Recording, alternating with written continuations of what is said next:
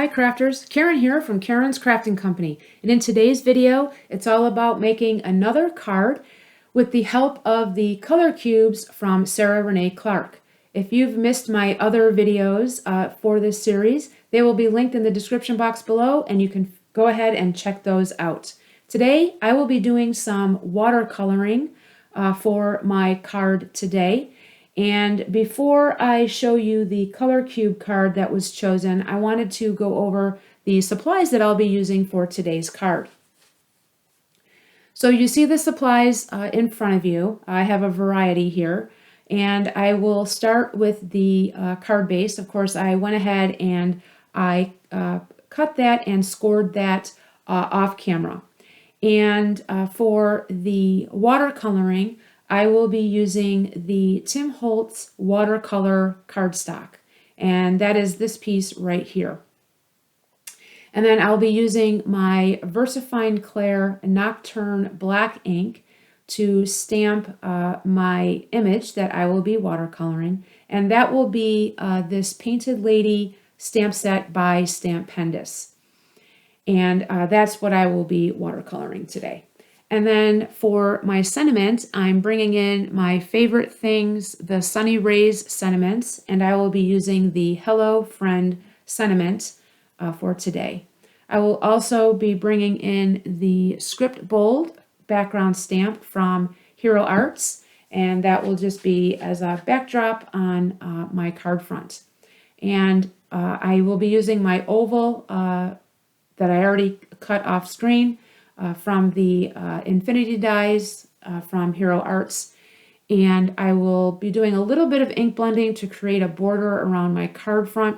I have my water brush, and then I have a paintbrush because I will be doing some ink splashing on or splattering on my sentiment.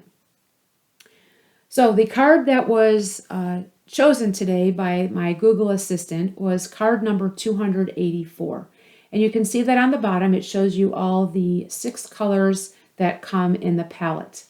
On the reverse side of the card, it gives you color names, and it also gives you or shows you different shades of those colors. So I will be doing some watercoloring with my oxide inks today. And for my burgundy color, I went ahead and chose the aged mahogany.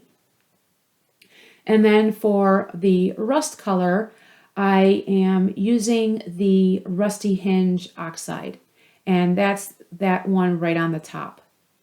And then for the terracotta color, I'll be using my tea dye ink for that. And then for the Bondi blue, I go back to my blue section, and I will be using the Broken China. And then for my teal color, I am bringing in the Uncharted Mariner, which is on the next page of my swatch. And that's that last color there. And I will not be using the dark teal today. So let's go ahead and get started on the card. So I bring in my stamping platform, and I bring in my watercolor cardstock, and there are 2 sides to this cardstock. There's a smooth side and then a not so smooth side. And anytime I'm using watercolors, or if I'm doing any kind of inking with using water, I always pick the smooth surface. And for my butterfly, I added some ATG tape to that to help adhere it to the glass part of my stamping platform. And I go ahead and ink that up, and I stamp the image. And I go ahead and give it a second attempt as I didn't really get a good finishing touch that first time. So I bring in my clear embossing powder, and I'm going to heat emboss the image.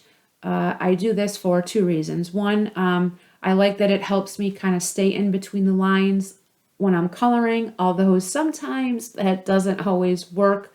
And then the second reason is because it does give it that nice pretty shine on the image. So now I'm going to bring in my oxides and I'm going to start the watercoloring process.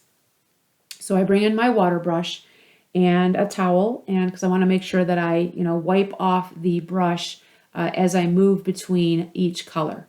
So I'm starting with the aged mahogany, and I decided to watercolor the most outer edge of the butterfly, the wings.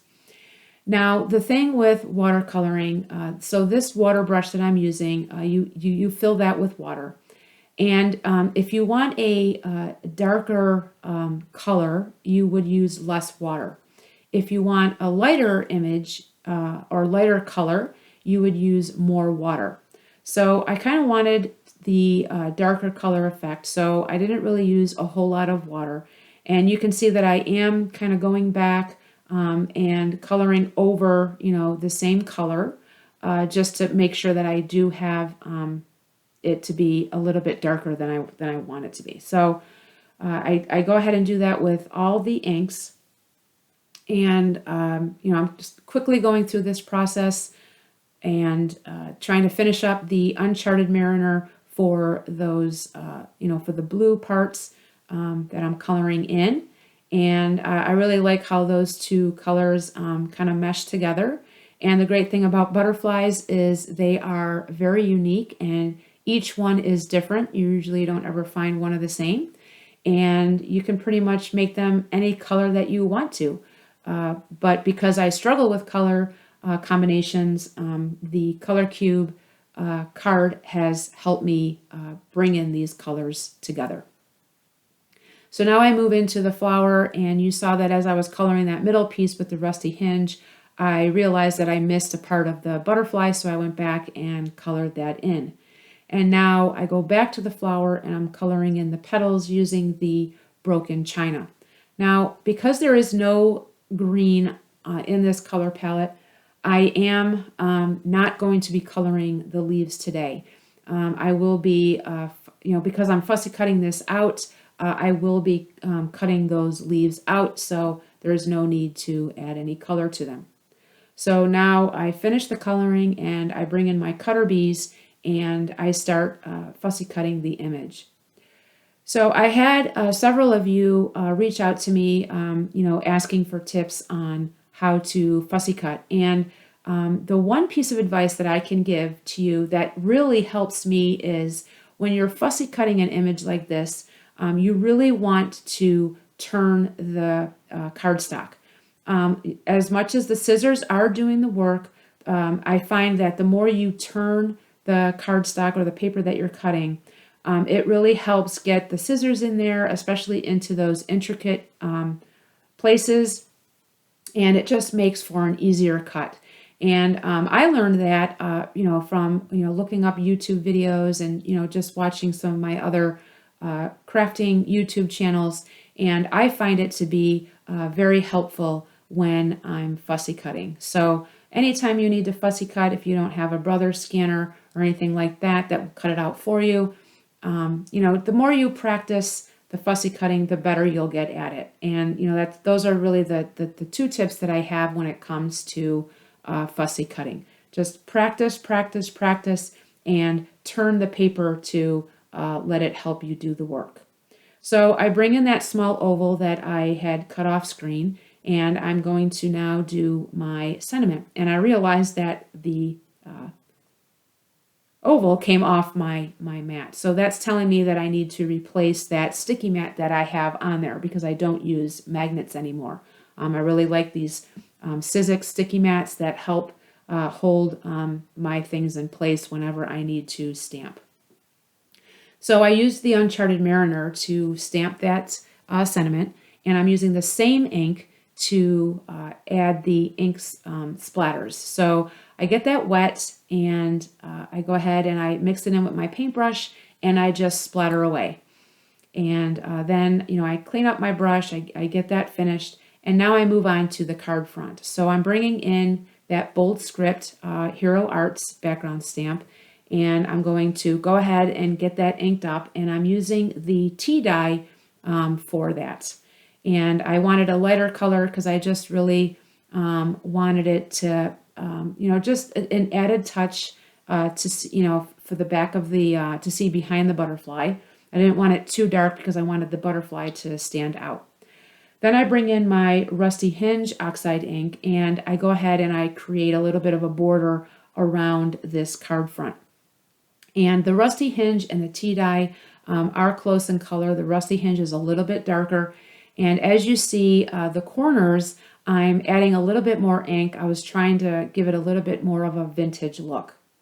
Once I finish the ink blending, I go ahead and I get my pieces, and now I'm going to assemble my card.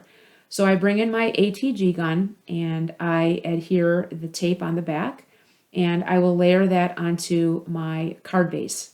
Once I have that adhered, I'm going to bring in my foam tape and I'm going to pop the butterfly up off the front of the card. I probably should have used my strips, my thin strips adhesive, but this works just fine. All I did was just cut the pieces down to, smaller pieces that need to fit those smaller areas of the image. And then once I have all that layered on there, the tape, I go ahead and I burnish the release paper, and then I will just remove it before adding it to the front of my card. Sometimes the release paper can be a little bit persnickety for me. Sometimes it doesn't come off right away. Other times it's just fine. I think it depends on how much I burnish it before peeling it off. So I layer the image onto my card front and I add my sentiment using my Barely Arts glue. And this is the finished card for today. I hope that you liked the process today. And until my next video, friends, I hope your day is a crafty day. Thanks so much for watching, and we'll see you all again real soon. Take care. Bye-bye.